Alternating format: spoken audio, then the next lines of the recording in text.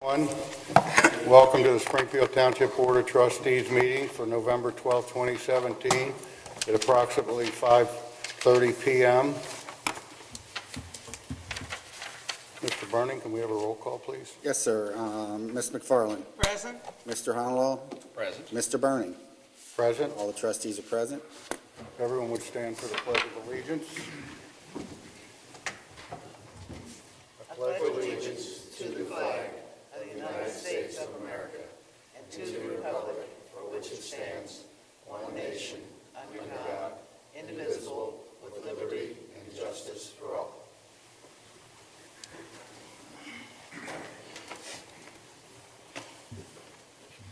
Thank you. First thing tonight we have on the agenda is to approve the minutes from the regular meeting on November 14, 2017, and the regular work session on November 28. Do I have a motion to approve the minutes? So moved. Seconded. All those in favor? Aye. Motion carries. Next, Mr. Burning, do we have a fiscal report? Yes, Mr. Burning. For the month ending November 30th, 2017, the township expenditures were $3,415,818.55, and the receipts were $1,517,594.18. The ending cash balance of $19,955,927.09 includes obligations for expenditures, payroll, regular operating costs, ongoing capital improvement projects, and investments. What I do is I request a motion to approve the receipts, warrants, payroll expenditures, updated and current revenue and reports for the period ending November 30, 2017. Do I have a motion? So moved. Second it. All those in favor? And I just want everyone to know that financial reports are available for viewing at the administrative offices weekdays during regular business hours or on our website 24/7. That's all I have. Thank you, Mr. Burning.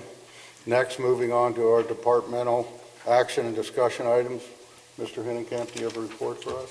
I do, Mr. Burning. A number of action items, the first of which is consideration by the board to approve the Center Point Preserve Conceptual Master Plan. Just a little background. Is part of the preferred developer agreement that the township has with our developer, which is the St. Francis Group. One of the obligations for them in order to extend the agreement into next year was the completion of this master plan and the approval by the board. It was due that they would submit it by November 30th, and then the board would take action thereafter. As the board's aware, we had the open house for the public presentation and sort of review of the plan. That was conducted here in this room on November the 20th. And really, that's we're now at the stage for the board to consider action on this particular plan. You have a copy, obviously, of the plan. There's also a narrative that goes with it that would be considered as part of the conceptual master plan. It just explains basically in text a little bit more detail as to what each of these elements are intending to represent. If, in fact, the board does approve this tonight, then that would extend the agreement with St. Francis Group essentially another year to November the 30th, which their next sort of milestone would be to submit a final development plan for the first phase of the project, and they would need to do that again by November 30th of 2018 to extend it another year beyond that. And then the agreement sort of runs out very consistently that for each subsequent phase that they submit and get approved, they extend the time. So happy to answer any questions that the board might have, but obviously you were at the hearing and have been working with us as part of this, so there shouldn't be any surprises. Well, I continue to be amazed because, and I'm glad to see this, that the guiding principles basically reflect what a lot of individuals had requested, as far as any type of development in there, that there be walkability with walking paths and trails, and integration of the park rather than having the projects be separated, which I think was very, very important. And then preservation, preserving as much of the green space and the tree canopies as possible. So, when you look at those guiding principles, and it appears their ability, when I look at the schematic, to put that schematic in a form that embraces all of that, I just think that's a positive thing. So I'm very comfortable with the direction that we're going at this point. Gwen, I would agree with that. We had the meeting here, the open house, and comments ranged from don't do anything, I like it the way it is, to people thought this was great. I do think that this is, what's in the best interest of the entire township. And, I think this represents kind of like a maximum build-out of the site. It does. And this doesn't mean that this is exactly what would be built, but it would be what could be built on the property. And so, and I also thought that the text to go along with all the various diagrams and pictures helps a lot too. Provides a little clarity. Yep. I can't wait till it gets a little farther along.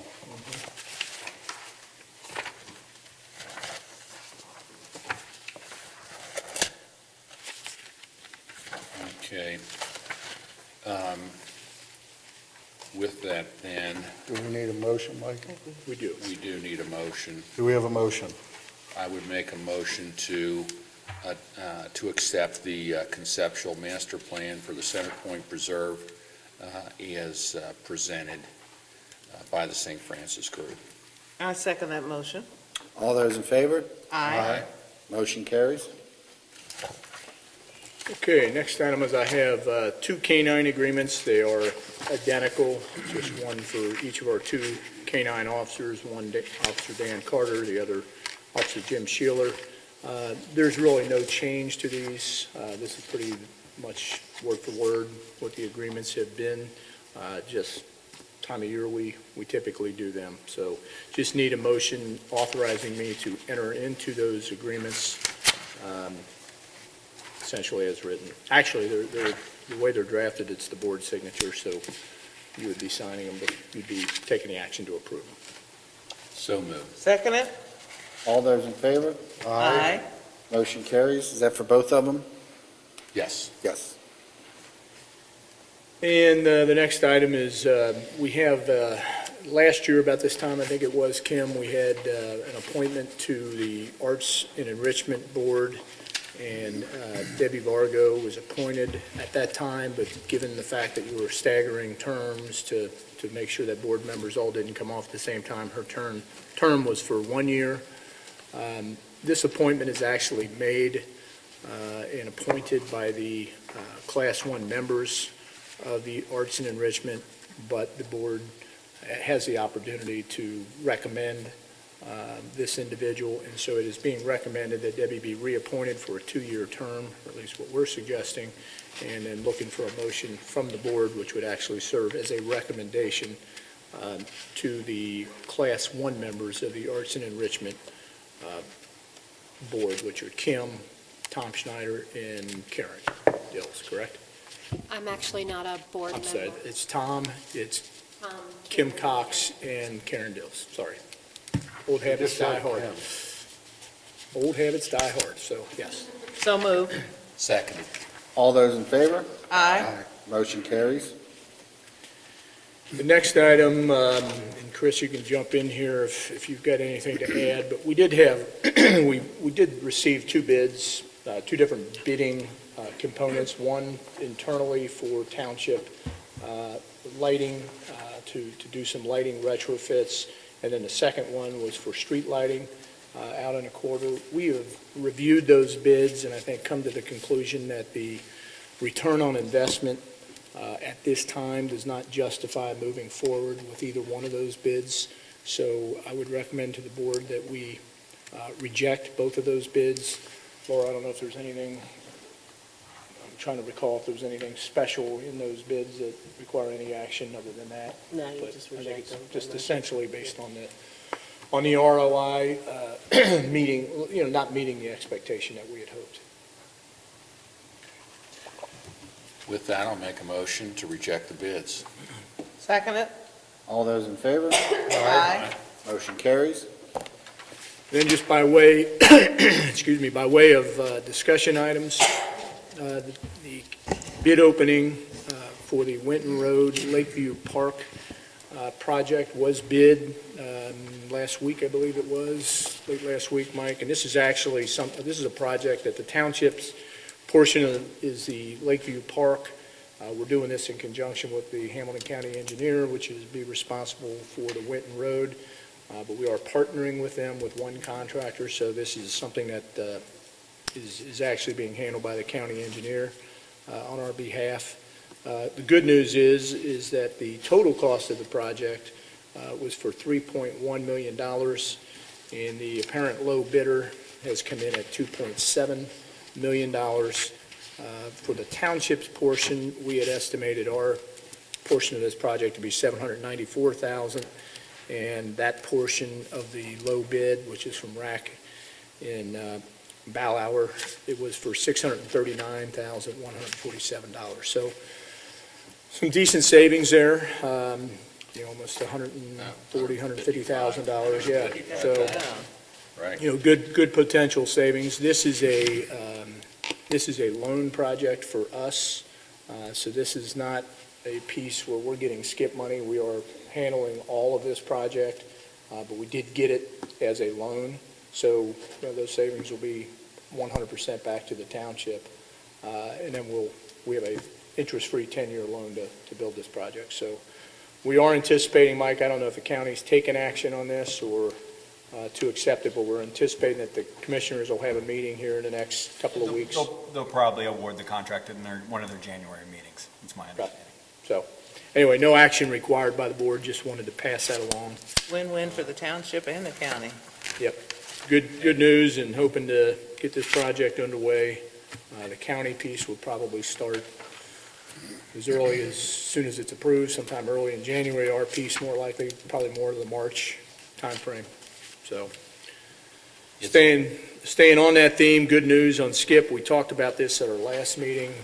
We had a pretty good feeling, but didn't know 100% sure, but now it is official that the township was successful in receiving 3 projects through the most recent round of SCIP application. Those projects are the Brentwood Village, Glenwood Forest, and Brentwood Heights. We expect that construction for all 3 of those projects to be in 2019. And that's about $1.1 million worth of grant money. It's a 50% kind of grant match for the township. So, we already know that in 2019, we've already got $2 million worth of projects, in excess of $2 million of projects scheduled. So, great job. We mentioned this last week. I really take my hat off to Mike for the way he crafted the applications. And we're getting about a third of the money available, and this is probably the lowest amount for SCIP for the entire county, and we're getting about a third of it. So, Great job, Mike. Incredible. That's when you stay at the table, isn't it? No matter what.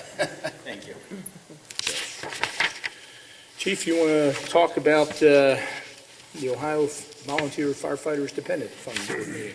Yes, thank you, Mike. The Ohio Firefighters Dependency Fund of Springfield Township conducted their annual meeting tonight, on December the 12th, at 5 p.m. The purpose of the meeting was to elect board members for the one-year term. The annual meeting is required by sections 146.03 and 146.04 of the Ohio Revised Code. The purpose of the Ohio Firefighters Dependency Fund actually is this board would facilitate the benefits that a spouse would receive or a beneficiary would receive in case it would be a line of duty death of a firefighter. We never have to do it, but that's what that board is there for. Tonight we elected the following members: Trustee Gwen McFarland, Trustee Mark Burning, Springfield Township Fire Chief Robert Leininger, Springfield Township Lieutenant Paramedic Firefighter Tom Sarvis, and retired Springfield Township firefighter and resident Norbert Gilman. Chief Robert Leininger will serve as chairperson, and Fire Lieutenant Tom Sarvis will serve as secretary. Thanks, Chief. Probably stay right with you. Good news to report regarding our ISO rating. Yes, thank you. For those who are in the audience and viewing, the ISO is an insurance services office. It is a regulatory agency that basically evaluates the capabilities of every fire department across the country. There are 47,000 fire departments that over a period of time, they will ultimately rate and establish a rating. The rating goes from 1 to 10, 1 being the best, 10 maybe not so good. But the goal is the lower the number, the better the quality of your fire department. And that's based on the capabilities of your personnel, the equipment that you have, response time. There's a very extensive evaluation and criteria that you need to meet. The other component is communications. They evaluate the Hamilton County Communications Center, and then also our public water supply. And we're very fortunate to have an excellent communication system, and then also we have very good public water supply. Unlike some of our rural neighbors that have to tanker in water, it's nice just to have those fire hydrants strategically placed throughout our township. So we take full advantage of that. But on November the 20th, we had a ISO rating team that came down and put us through a lot of or scrutinized a lot of our operations, looked at documents, looked at our capabilities, and I'm very pleased to announce that we went from a 3 and dropped to a 2.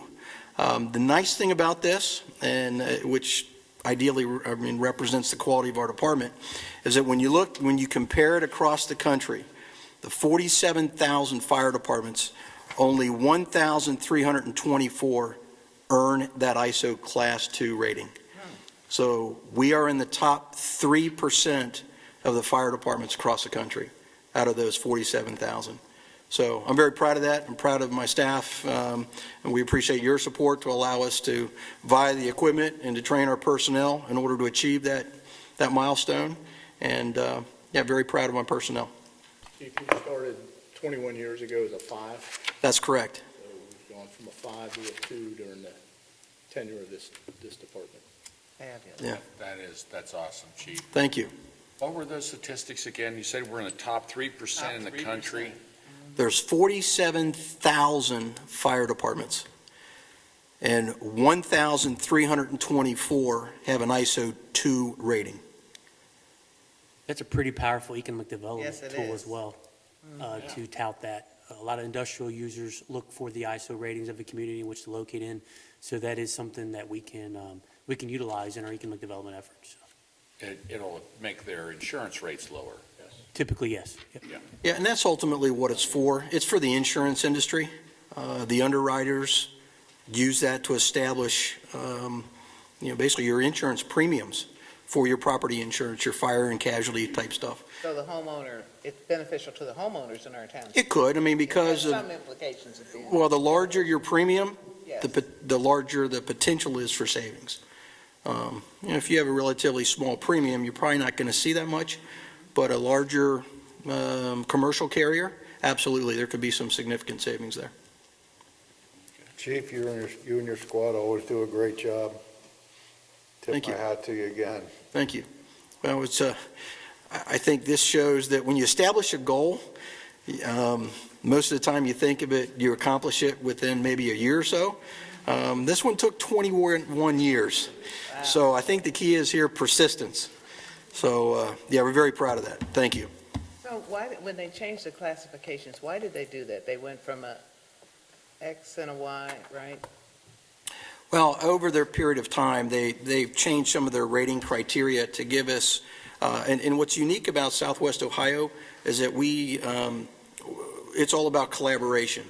And we respond with our neighbors, and that's kind of a unique model throughout the United States. And it took us a while to get credit for that.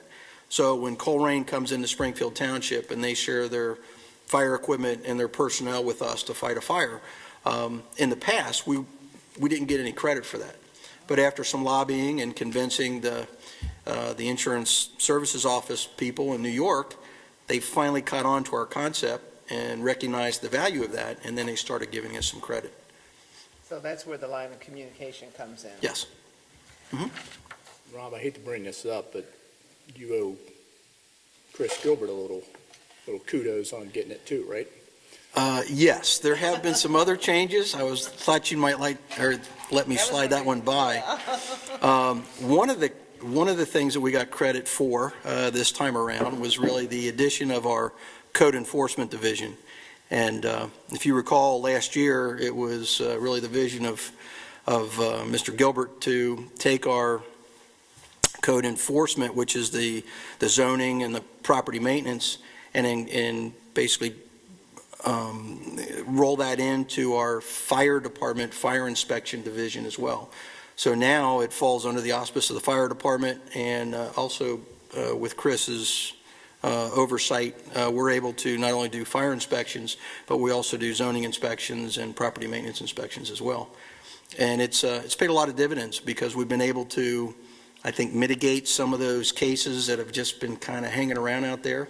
And because we have the personnel and to go out there and meet with the residents and go out and do inspections and follow up on things, we're able to resolve some of these cases. So, yes, Mr. Gilbert's vision did pay dividends this time around. So thank you, Chris. I Chief, think, it pains me too. Blind squirrel. Yeah. and I think when you said we have the personnel, I think it's a little bit much better than that. We have the competency, our personnel Yes. are competent and qualified, and they also know how to engage the community when they're out there in a very positive way. Yeah. So Thank you. Not everybody has that. Thank you. Chris, great job, too.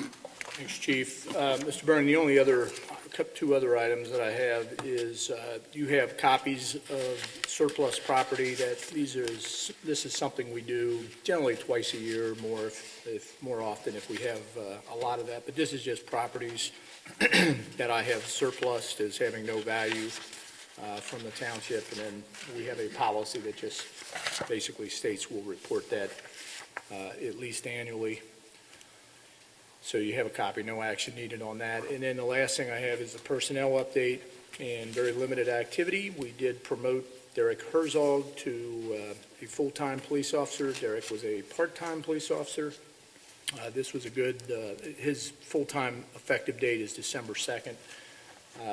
As you recall, last month, we had the resignation of Officer Fuller, Patricia Fuller, who left us to go to the FBI. And we sort of anticipated that possibility when we went through our last hiring process and saw an opportunity with Derek. And so we brought him on as a part-timer, and he's able to transition. Has done, Chief, I think, very, very well during his time with us, and has made the adjustment very well. So saved ourselves an extra process by having a little hindsight there, so it worked out good for us. Kim, I'd ask you maybe bring us up to date on what's going on with community events and programs. Thank you. Arts Connect is wrapped up for December with all of our events. January is the time when we start working on our activity guidebook to get those out to all of the residents so they know what's going on for the full year next year. Our first event in 2018 will be on February 9th, and we are bringing Playhouse in the Parks performance of Pinocchio. The Daddy-Daughter Dance then follows that. We've extended that event because it is actually almost sold out. So we're growing that to 2 nights. We're going to do Friday, February the 16th and Saturday, February the 17th. And then I just also wanted to announce on March the 1st, we're going to have the State of the Township Community Address at 6:30 p.m. Thanks, Kim. The board has copies of all the departmental activity reports, so unless there's questions, that's all I have, other than to request that at the conclusion of our meeting, the board go into executive session for the purposes of discussing the employment of a public employee. Thank you, Mr. Hennenkamp. Next, before the board, we have a couple resolutions. First one is resolution number 104-2017, declaring nuisances pursuant to Ohio Revised Code Section 505.87 at various listed properties within Springfield Township and authorizing statutory actions necessary to abate the nuisances. Do I have a motion? So moved. Seconded. Ms. McFarland? Aye. Mr. Harnwell? Aye. Mr. Bernie? Aye. Resolution carries. The next one is Resolution Number 105-2017, establishing assessment for abatement of dangerous property condition and certifying same to the Hamilton County Auditor. Do I have a motion? So moved. Seconded. Ms. McFarland? Aye. Mr. Harnwell? Aye. Mr. Bernie? Aye. Resolution carries. Next, do we have any old business? I have a couple things. Kim was being a little, I guess, humble when she shared how the year has ended with the Arts Council, Arts Connect.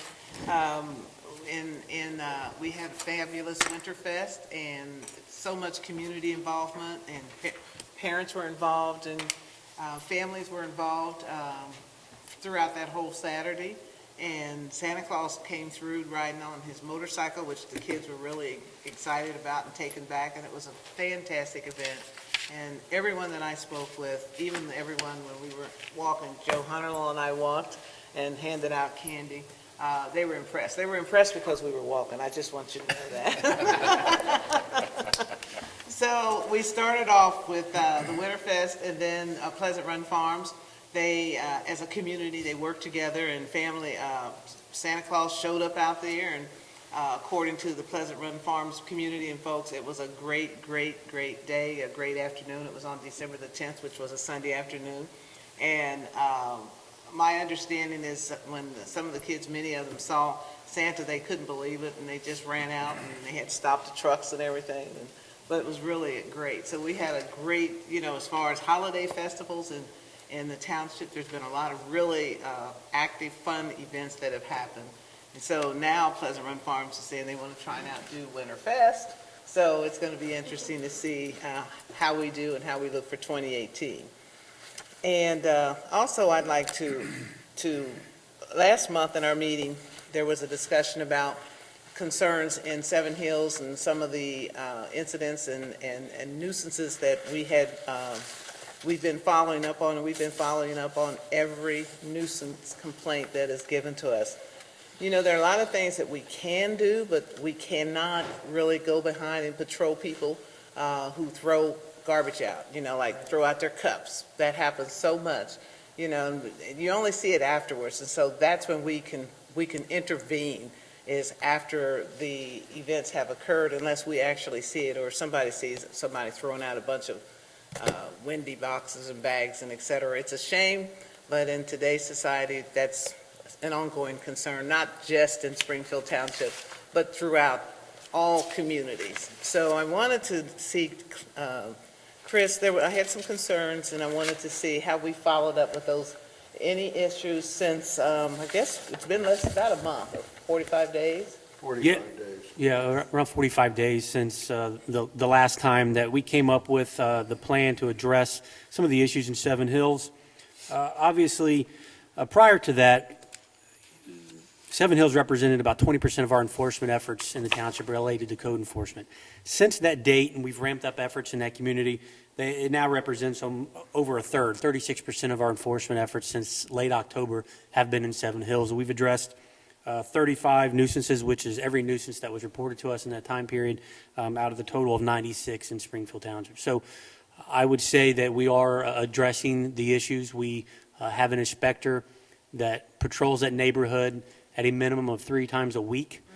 Really? And our part-time inspector spends every day troweling that neighborhood, as well as in days when he's not here, if we get a complaint and we have an inspector available, we go out that day.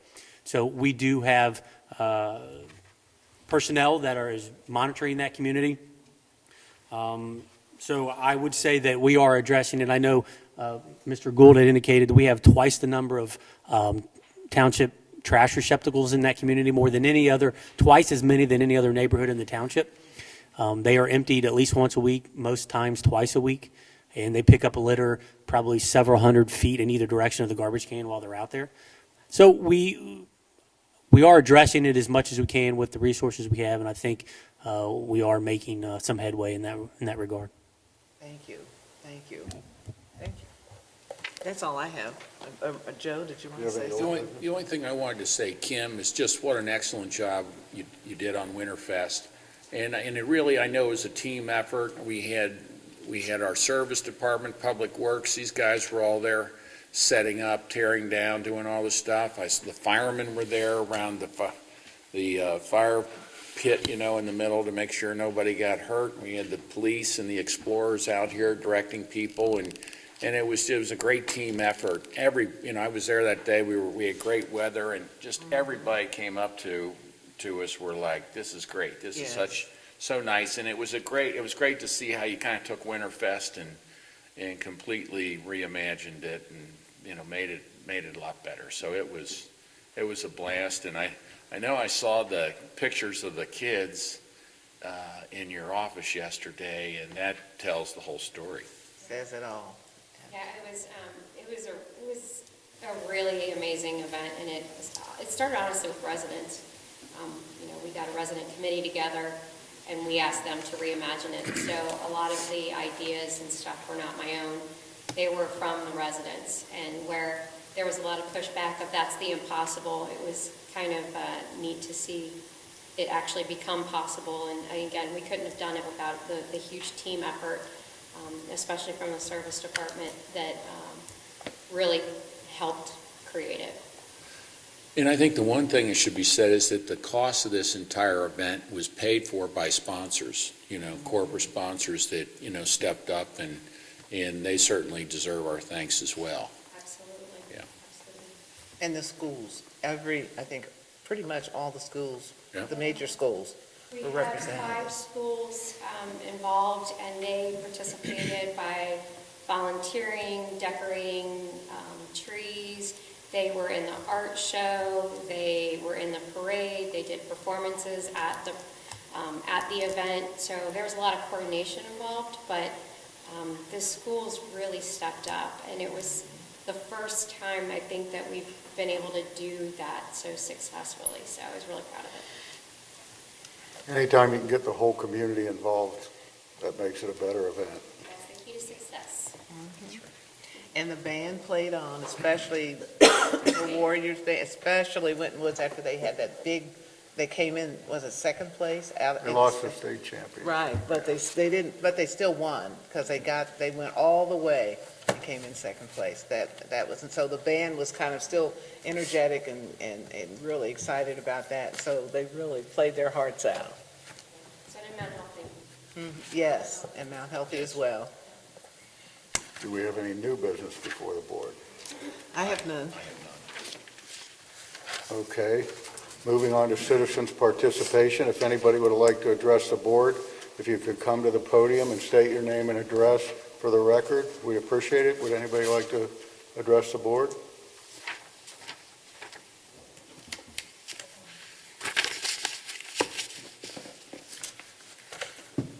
Don't be bashful, David.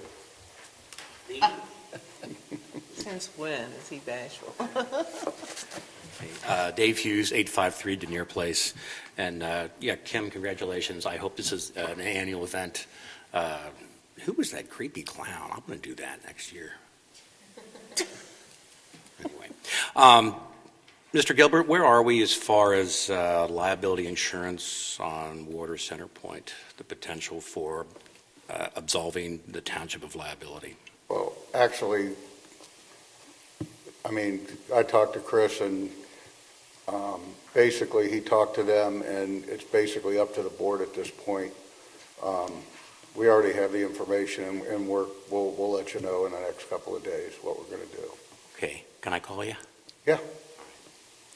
I want to plant a seed, because I've had a chance to talk to different organizations in the city, and the potential.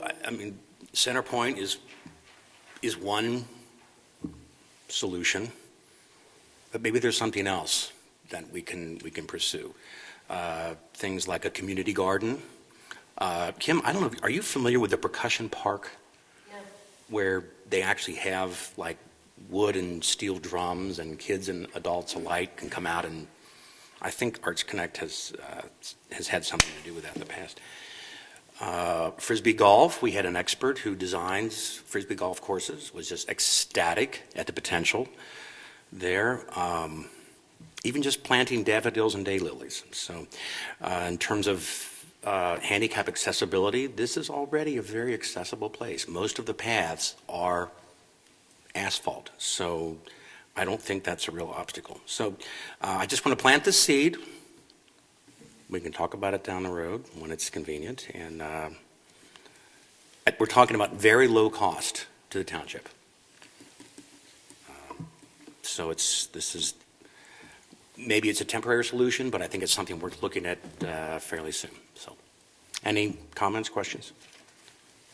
Well, we do have a contract with the developer that's already, we've had this conversation just a couple weeks ago, and Right.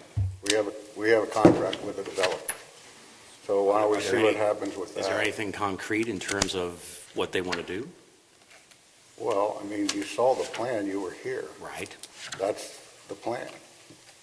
I think what you shared is what, when we looked at the guiding principles, and I shared this earlier just before you arrived, when we talked about walkability and paths, there are going to be walking paths, trails, and if there's any opportunities for anything like that, then the developer, would certainly be looking at that as an opportunity as well. And then the other thing I know that's been a real concern for you is making sure we, as much as possible, maintain the tree canopy. So that's also in there as well. So there's always areas that we could look at to expand, but right now, I think conceptually, that's where we are today. But I think your ideas are something that we can look into. Okay, thank you, Gwen. Well, my understanding, correct me if I'm wrong, is that what the Center Point proposal where it stands now is just that, a proposal. There's nothing concrete behind it. Am I correct? It's a master plan, and it is something, we've said, this is the design, this is what this looks like. It gives St. Francis Group the ability to go to market and see if there is a demand for it. And, I think that would be the way to say it. It doesn't mean that plan is exactly what would get built, and quite frankly, as we said, that plan probably represents the maximum of what would get built. Right. It could be something That's different. been stated by Mr. Gilbert himself. Yeah. So, but that's kind of where we are. So we approved that tonight. We approved what they submitted to us. Right. And so now it's the next step in this is for them to see if there is a market or not. Okay, thanks for explaining that. They have 1 year, Dave. It basically extends their agreement for 1 year, and then they have 1 year to bring in phase one. Then what? If they bring in phase one, then they'll start building. Yeah. Then you'll know that it's real. If they do nothing in that year, then I think, then it's a different conversation for the board to say, okay, they were unable to move forward with it, whether they're going to request more time, depends on where they're standing, or they might say, hey, we don't think it'll work, and then I think that's when it has to be reevaluated. Okay. Do we have to wait a year? That's the agreement, yes. Okay. All right, Mr. Burning, I guess I'll talk to you next week. Probably later this week. Okay, sounds good. Thanks for your time. Thanks. Would anybody else like to address the board?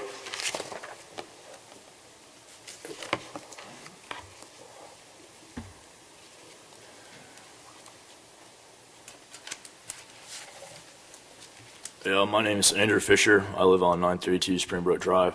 I'm sort of piggybacking off what he was talking about. So I understand that there's a contract with St. Francis that's for a year and whatnot.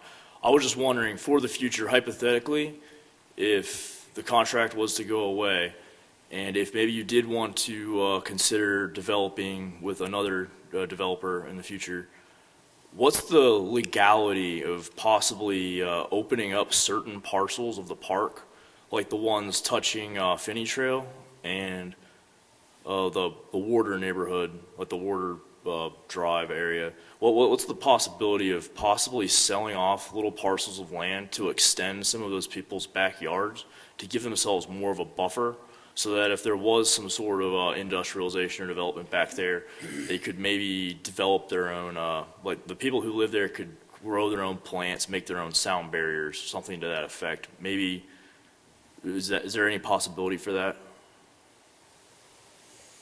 I mean, anything's, I mean, at this point, we have the plan for Center Point Preserve, and if that doesn't work out, then obviously we'll be going back to the drawing board as to what to do or not to do. You know, whether we'll leave it the way it is or whether we'll exercise, you know, a Frisbee golf type of thing or Specifically what I was thinking is that if it didn't work out, what I would try and do myself and like try and get the Keep Water Wild group to do is to negotiate, get a grassroots movement started to negotiate buying little parcels of land that connect to houses. Not necessarily worry about the main bit, but just to give the people who live close to it a chance to create a buffer zone. I understand exactly what you're talking about. Certainly, you know, one important component to the overall master plan is that there are buffers between, you know, what the uses might be on Center Point and adjoining property owners. And, you know, if you look at the plan, there is buffering in this. And that's something, again, that it's not, we haven't, you know, a specific, you know, an actual specific use and a plan hasn't come to us yet, so we don't know. But I mean, just to be honest with you, probably, well, we'd have to have more specifics, but I would think we probably wouldn't start selling it off in little chunks. I mean, there'd have to be, you know, there'd have to be some kind of a, you know, more detailed discussion with it. You know, we're open to everything and anything that's good for the, you know, the entire community. But we'd have to, you know, look at the specifics.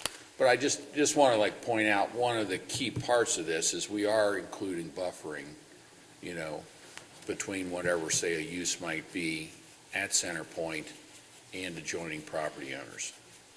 I just don't think, we're not going to commit to something tonight about Well, obviously, what's I going was to just, happen a year from now. I mean, if it gets to the point where it doesn't look like it's going to be developed, then obviously we'll listen to, you know, a lot of different ideas. Or, as Dave would like, leave it alone. So, I mean, I don't know what we're going to do. I think right now we have a plan on the table. If that doesn't work out, then we'll look at other opportunities or ways to, you know, make it benefit the township in another way. So I guess right now, I don't want to give you an answer today, and then a year from now you say, well, you said, I don't know. I gotcha, thanks. But I get what you're saying, and believe me, if it doesn't work out, we'll definitely talk to the community and find out what ideas there are and figure out what the best, you know, way to use what we have there to the best of our ability. So we're not against anything. It's just right now we have a plan on the table, and that's what we're working for. All right, thank you. Would anybody else like to address the board tonight? If nobody else would like to address the board, I would entertain a motion to adjourn the meeting. We're going to Go in, I'm sorry, we're going to go into executive session, For the purpose of discussing public employee. public employees' employment, Employment of a public employee. yes. So moved. Second it? All those in Aye. Roll call. Roll call. all those in favor? Roll call. Oh, roll call. Ms. McFarland? Aye. Mr. Honolaw? Aye. Mr. Bernie? Aye. We're in executive session. We would like to wish everyone, the staff and the trustees, everyone, happy holidays. I can go through the whole litany of them, but I don't want to, because if I miss someone, they would be offended. So I'm just going to say a blanket happy holidays, a happy new year, and we look forward to 2018. So thank you, everyone, for coming tonight. You certainly could have been out shopping, but you chose to be here with us, and we appreciate that. Thank you. Thank you. Thank you.